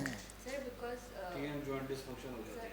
नहीं सर, हंगर पैंग्स के वो जो फूड को देख के वो जो सलाइवेशन इंक्रीज होती है सिंपैथेटिक चेंज की वजह से, वो ग्लैंड तो होता नहीं प्रोड्यूस करने के लिए, इस वजह से hyper sensitivity to parasympathetic hyper sensitive to, supply, वो क्यों? जो स्लाइवरी ग्लैंड्स हैं उनकी हो जाती है। क्यों हो जाती है, यही तो सवाल है। हाँ, because of damage to the sympathetic chain, balance out हो जाता है। सिंपैथेटिक चेन अगर आपने डैमेज की है तो because of that there is over activity of parasympathetic to the parotid. Parotid तो अभी आपने रिमूव नहीं किया हुआ है ना, ठीक है। तो जब वो पैरोटिड ग्लैंड की ओवर स्टिमुलेशन होगी तो कॉन्ट्रैक्शन बहुत एक्सेसिव होती है and that causes the pain, और फिर सब्सिक्वेंट जब वो खाना शुरू करता है तो वो आहिस्ता आहिस्ता वो रिलीव है। That is the first bite syndrome. क्या कर सकते हैं इसके लिए? रीएश्योरेंस है एक तो, दूसरे के वक्त के साथ ये खुद ही इंप्रूव हो जाता है। फिर बोटुलिनियम जो कि हम वो फेस सिंड्रोम में भी देते हैं, फेस सिंड्रोम के अंदर वही इंजेक्ट कर सकते हैं पैरोटिड में बोटुलिनियम टॉक्सिन। लिंगुअल नर्व की इंजरी है, टेम्पोरोमैंडिबुलर जॉइंट की डिसफंक्शन है, सीएसएफ लीक भी खासतौर पे उनके अंदर जो बेस ऑफ स्कल के अंदर है, जुगलर फोरामन के थ्रू वहाँ पे जा रहा है, वहाँ तक रीच कर रहा है, तो वहाँ पे अगर आपने मैनिपुलेशन किए तो ये वहाँ पे भी हो सकता है। फिर डेफिनेटली अगर वो कोई इसकी हो गई है तो वो इसकी मैनेजमेंट के हिसाब से आपसे सवाल पूछ सकता है कि जी अब ये हो गया तो अब क्या करोगे, ठीक है। वो इंडिविजुअल एक चीज की। फिर prognosis and counselling next step होता है। ये भी आपसे सवाल पूछेगा जी आप इसको पेशेंट का तो प्रोग्नोसिस बताएं कि इसका कंडीशन की क्या है, और प्लस पेशेंट को आपने काउंसलिंग कैसे करनी है, ठीक है, रिगार्डिंग द प्रोग्नोसिस। तो वो इम्पॉर्टेंट है, वो आपने बताना है, करके दिखाना है, ठीक है। क्या क्या चीज़ें उसके अंदर आपने बतानी है कि again it depends upon the nature, extent and patient condition है। मोस्ट ऑफ द जो बिनाइन ट्यूमर्स हैं उसमें रिकरेंस नहीं होती है, ठीक है, 0 to 9% है।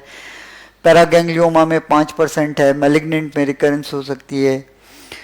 फिर अगर मैलिग्नेंट या कुछ और ट्यूमर है तो फिर आपने पोस्ट ऑप रेडियोथेरेपी के बारे में भी पेशेंट को बताना होगा, ठीक है।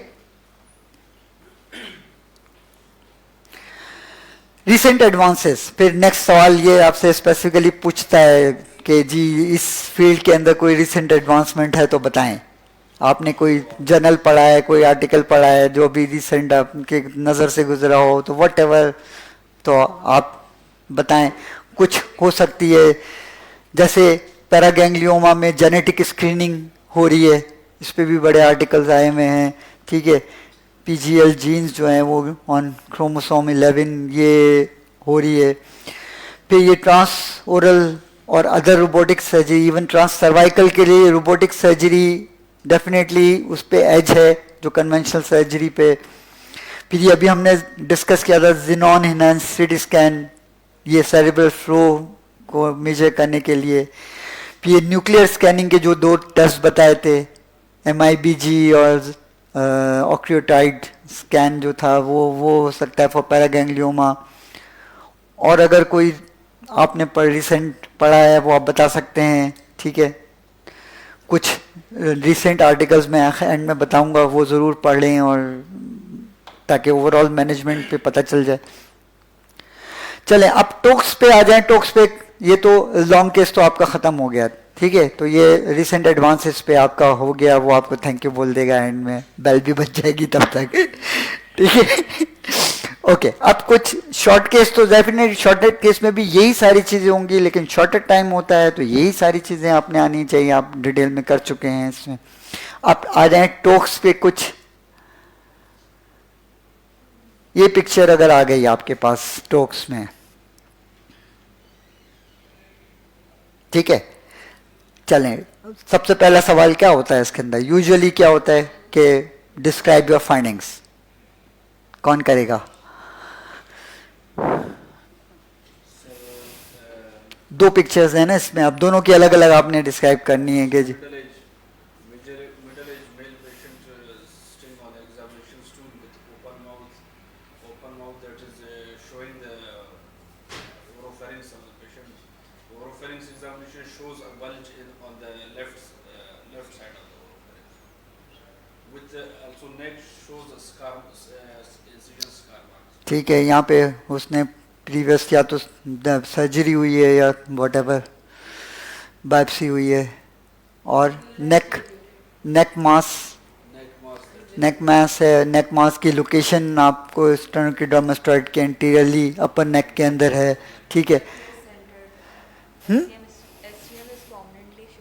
या ये ठीक है, यूवुलर डेफिनेटली पुश हुआ है जो टॉन्सिल। ओके, कंजस्टेड भी नज़र आ रहा है थोड़ा सा रेड कंपेयर टू ये जो अगर आप पैलेट से कंपेयर करें तो, ठीक है। ओके, तो पहला सवाल तो यही है कि ये फाइंडिंग। फिर नेक्स्ट सवाल अगेन उसके अंदर होगा, what is your likely diagnosis? Parapharyngeal space tumour. अब कुछ भी हो सकता है पैराफेंजल, वो तो अब आपको बाद में पता चलेगा। तो ये तो इसमें ये पिक्चर देख के तो आपने से भी यही पता चल सकता है कि जी पैराफेंजल स्पेस ट्यूमर है, ठीक है। अब वो आपसे डिफरेंशियल डायग्नोसिस नेक्स्ट सवाल पूछ सकता है, what could be the differential diagnosis? इसमें इंप्रेशन हम ये भी ले सकते हैं ना कि पहले सर्जरी हुई है, सर्वाइकल अप्रोच से वीकनेस हुई है प्रॉब्लम। मे बी अब ये अगर जब तक आपके पास हिस्ट्री नहीं है तो यू कैन नॉट से कि ये सिर्फ सर्जरी हुई है या सिर्फ बायोप्सी के लिए इसको ओपन किया गया है, क्या हुआ है सर्जरी, ठीक है। ठीक है, रिकरेंस तो फिर डेफिनेटली रिकरेंस का वर्ड तो आप उस वक्त यूज कर दीजिए जब प्रॉपर सर्जरी हो चुकी है, उसके बाद रिकरेंस हुई है। अब ये प्रॉपर सर्जरी डेफिनेटली इस केस को देखते हुए तो यही लग रहा है कि प्रॉपर सर्जरी हुई नहीं है, ठीक है। ओके, फिर नेक्स्ट सवाल क्या पूछेगा वो? डिफरेंशियल डायग्नोसिस आपका आप बता देंगे वही सारे अभी जो हम कह के भाई ये पॉसिबिलिटी है, मोस्ट लाइकली जो इसकी प्रेजेंटेशन है इसके हिसाब से क्या लग रहा है? बिनाइन लग रहा है, स्लेविक ग्लैंड ट्यूमर ही लग रहा है, ठीक है। ओके, पैरोटिड वैसे क्लियर है ऊपर।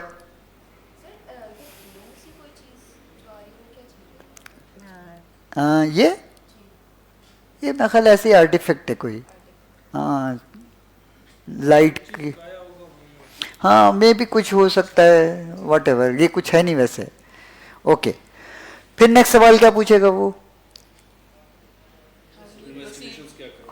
What investigations are needed in this patient, वही सारी चीज़ें जो आपने डिटेल में भी बताई इन्वेस्टिगेशन की बता दी। फिर आपसे वो पूछेगा how will you manage this patient, ठीक है। तो सर्जिकल अप्रोचेज हैं तो जो वो आपसे या तो पूछ लेगा कौन कौन से अप्रोचेज हो सकते हैं, नाम। यस बिल्कुल कर सकते हैं इसके अंदर ट्रांसओरल और इवन अल्ट्रासाउंड गाइडेड, ये भी एफएनसी नेक से भी हो सकती है, दोनों हो सकती है, इसमें पॉसिबिलिटी है, ठीक है। डेफिनेटली ट्रांस सर्वाइकल है। इसमें जब ये ना होता तो फिर तो आपके वो कहेंगे अब ये है तो फिर डेफिनेटली ये दिस इज बेटर, ठीक है। फिर आपसे वो कॉम्प्लिकेशंस पूछ सकता है सर्जरी की, तो वो भी हम डिस्कस कर चुके हैं क्या क्या कॉम्प्लिकेशन हो सकती हैं। तो ये यही सवालात इन स्ट्रोक्स के अंदर इस पिक्चर के हवाले से आ सकते हैं। ठीक है, चलें, ये सवाल अगर ये एक पिक्चर आ जाती है, ये सारा भी आ सकता है और हो सकता है कि सिर्फ एक ही आ जाए, कोई एक या आ जाए या दो आ जाए या डिफरेंट सेक्शन के अंदर आ जाए। जैसे यही पेशेंट है सजिटल कोरोनल में भी है, सजिटल में भी है, तो ये एक एक तीनों से आ जाए। ठीक है, कुछ भी आ सकती है, व्हाटएवर। तो क्या सवाल होंगे इसमें? अगेन पहला सवाल तो वही है कि डिस्क्राइब योर फाइंडिंग्स। ठीक है, अब एक्सप्लेन करें, कैसे करेंगे? उसी तरह से आपने पूरा करना है कि this is the CT scan. ठीक है, हाँ, axial view of CT scan है। ठीक है, विद कंट्रास्ट है या विदाउट कंट्रास्ट है, वो लिखा हुआ होगा। अगर इसमें लिखा हुआ क्या नजर नहीं आ रहा तो यू डेफिनेटली सिर्फ देख के तो पता नहीं चलेगा कि विद इनहेंसमेंट अगर आ रही है तो वो कल बता देंगे विद कंट्रास्ट है। फिर फाइंडिंग्स बताएं आप।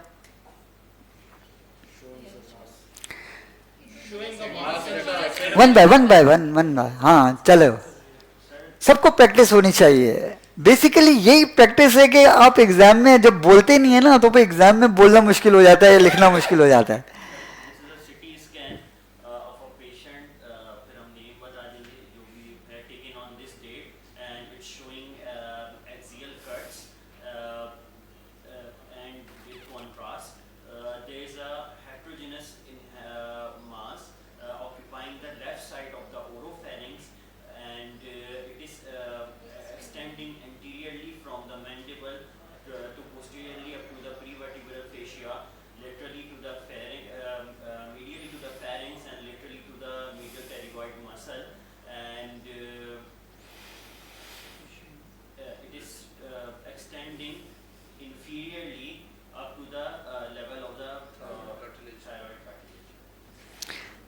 ठीक है, ओके गुड।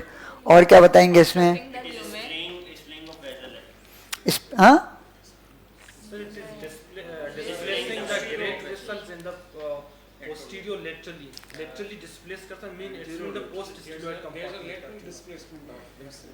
ठीक है, ठीक है, ओके गुड। और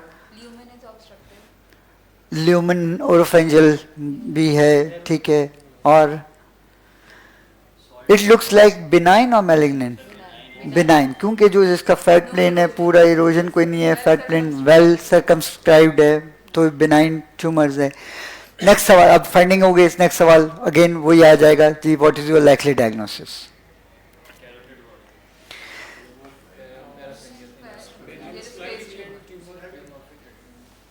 अगेन पहले तो वही लिखेंगे जी, पैराफेंजियल स्पेस ट्यूमर है। ठीक है, अब इस पे कोई और दूसरा के benign, it looks like benign. ठीक है, और तीसरी चीज इसमें क्या आप बता सकते हैं?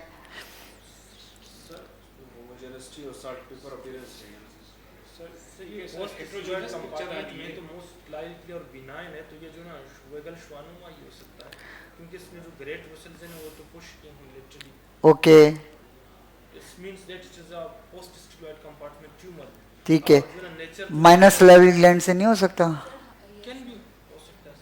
ठीक है, इसलिए कि श्वेनोमा इतने बड़े नहीं होते। ठीक है, श्वेनोमा बड़े लोकलाइज्ड होते हैं, इसलिए कि वो स्लोली ग्रोइंग भी होते हैं, प्लस बहुत अर्ली आपको न्यूरल जो है ना इन्वॉल्वमेंट हो जाती है। ठीक है, न्यूरल डेफिसिट आना शुरू हो जाता है। तो मोस्ट प्रोबेबली तो ये स्लेवरिक ग्लैंड ट्यूमर ही है, जो कि माइनर स्लेवरिक ग्लैंड से भी आ सकता है, और पैरोटिड से, पैरोटिड का ऐसे तो अलग ही लग रहा है, लेकिन मे भी हो, जो कि इसमें विजिबल इतना नहीं है, या फिर एक्टोपिक सिलेवरी लेस से भी जो वहां से आ सकता है। इसकी जो हेटेरोजीनियस डेंसिटी आ रही है वो कुछ सजेस्ट कर रही है कि ये मार्केट हो सकता है। आप बताओ। यस सर, लोब्यूलेटेड है मोस्ट लाइकली तो ये प्लोमॉर्फिक ही है। ठीक है, और हिट्रोजेनस डेफिनेटली हिट्रोजेनस है। सर इसमें एक चीज, वो जो सर आप पहले बता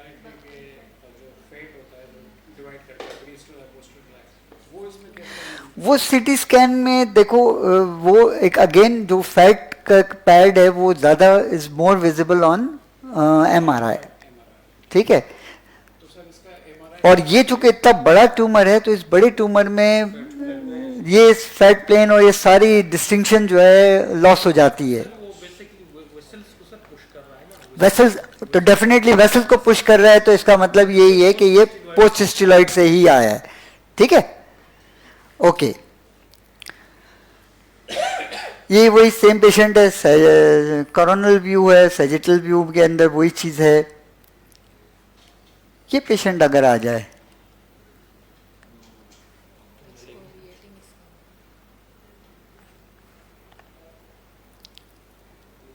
क्या पहला वही आएगा, डिस्क्राइब योर फाइंडिंग्स। पहले तो फाइंडिंग्स बताएं। हाँ, वहीं से शुरू करें, पहले ओरल से शुरू कर दें, बताएं। irregular submucosal wells on left medial side of the oropharynx. on the soft palate. crossing the midline, जो है उसका Molecular is not visible, oropharynx is not. ठीक है, पूरा कोई सर्कमस्क्राइब नहीं है, जनरलाइज्ड एक बल्ज है पूरे का पूरा टॉन्सल्स में, इवन टॉन्सल की और कोई डिस्टिंक्शन नहीं बची है, पिलर्स कहीं नजर नहीं आ रहे इसमें, ठीक है। यूवुला भी पूरा या तो उसने ओक्लूड कर दिया है या इन्वॉल्व कर दिया है उसको, ठीक है। ओके, और दूसरी साइड पे आ जाएं, नेक पे पूरी इसकी एक्सटेंड बताएंगे, एंटीरियर कहाँ तक जा रहा है, पुशर कहाँ जा रहा है, अबव कहाँ है, Starting from the lobule till the एकदम सर्कल से भी नीचे। लोअर लेवल क्रिकॉट कार्टिलेज के लेवल पे आ रहा है cricoid anterior part of the. हाँ बताइए, ये कह सकते हैं कि reaching up to the lower neck almost, ठीक है। इवन कवरिंग दिस, ये जगह ना मेस्टॉइड, तो अगर यहाँ पे तो मेस्टॉइड के भी पीछे तक जा रहा है, ये इसका मतलब है कि उसने उसको भी ऑक्सीपिटल रीजन तक, बिल्कुल जहाँ पे यहाँ तक विजिबल है कि बिल्कुल ऑक्सीपिटल रीजन तक।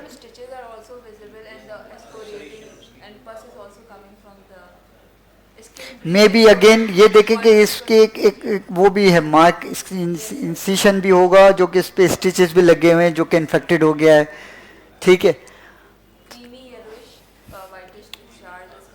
पस है जो कि, ठीक है, प्लस साइंस ऑफ इन्फ्लेमेशन है, ठीक है। नाउ लाइकली डायग्नोसिस,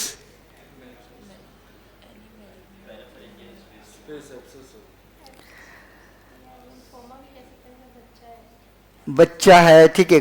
तो एनी ट्यूमर है लेकिन विथ सुपर एडिट अब पैराफेंजल एब्सिस भी बन गया है। हो सकता है कि ये जब ये इसको जो भी इसका प्रोसीजर हुआ है, या तो बायोप्सी हुई है या इसको जो भी है वो उसको करने की कोशिश की है, उसके बाद ये एब्सिस बना है, तो ट्यूमर है।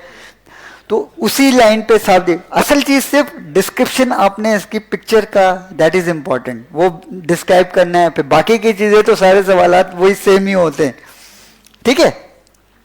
ओके, चलें, ये एक सीटी स्कैन बहुत थोड़ा सा क्लियर नहीं है।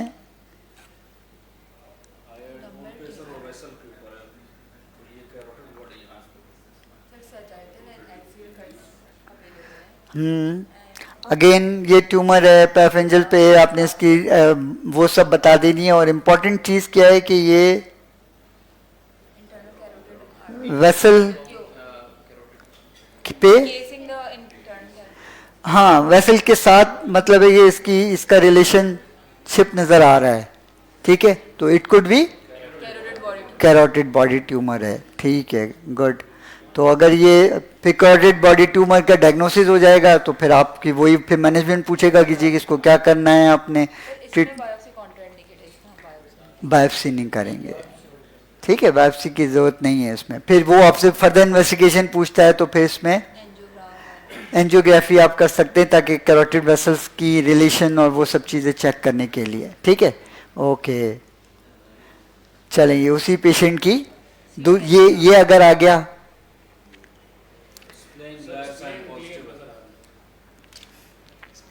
हाँ, लायर साइन जो है ना, ये लायर साइन जो है वो इसके अंदर विजिबल है।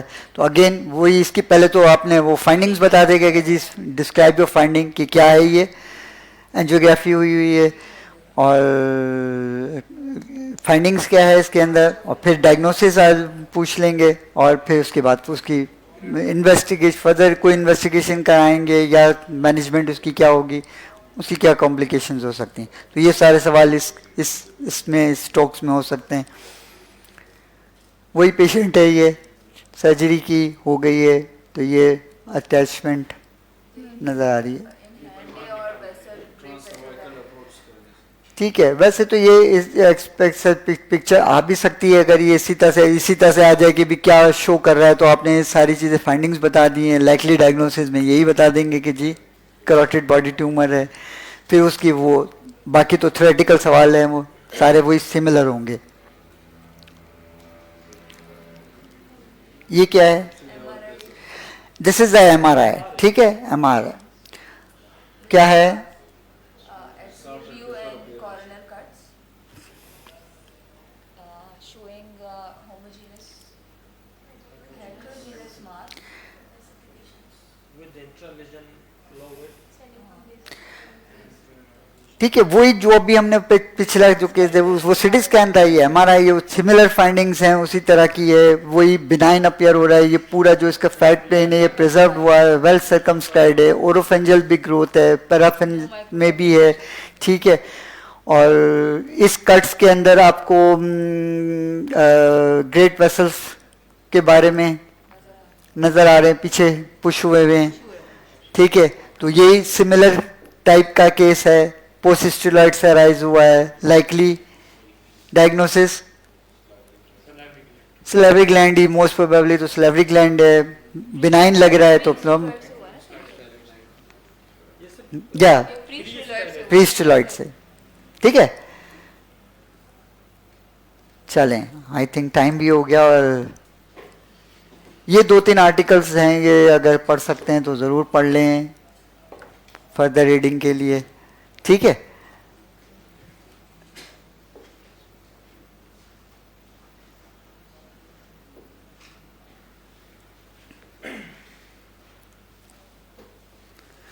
so that's all for parapharyngeal tumor. बहुत अच्छा है Any questions? Sir. Difficult topic है ये। हाँ, any questions? नो क्वेश्चंस, या तो नो क्वेश्चन का मतलब या तो सब समझ आ गया या कुछ भी समझ नहीं आया, दो ही ऑप्शन होते हैं। सर एक क्वेश्चन ये था कि जैसे इसकी एग्जामिनेशन के लिए हार्ट मर्मर और ये सब सुनना इम्पोर्टेंट होगा हार्ट? बिल्कुल, देखिए एग्जामिनेशन लॉन्ग केस के अंदर तो आपने सब करना ही होता है ना। कौन कैसे हैं भाई, सभी खैरियत से, ठीक ठाक? ठीक है, तो लॉन्ग केस में तो आपने करना ही होता है। ठीक है, ओके जी, thank you. Thank you very much doctor Iqbal. और बस ये हमारा एक छोटा सा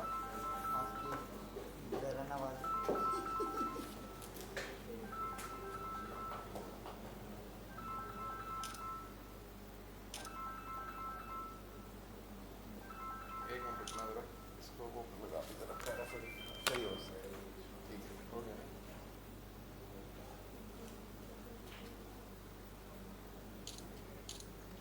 thank you very much, so nice of you. हमने बड़ा चैलेंज किया था इसको, वो टॉपिक दे दिया जो कोई यही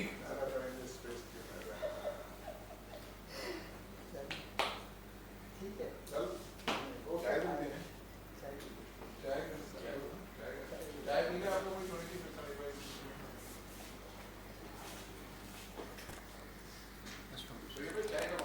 नहीं नहीं, मैं नहीं पीऊँगा आप लोग पिए। नहीं नहीं, रोज़ा नहीं, चाय में जाके काफ़ी लोग तो हाँ हाँ, काफ़ी लोग पिए।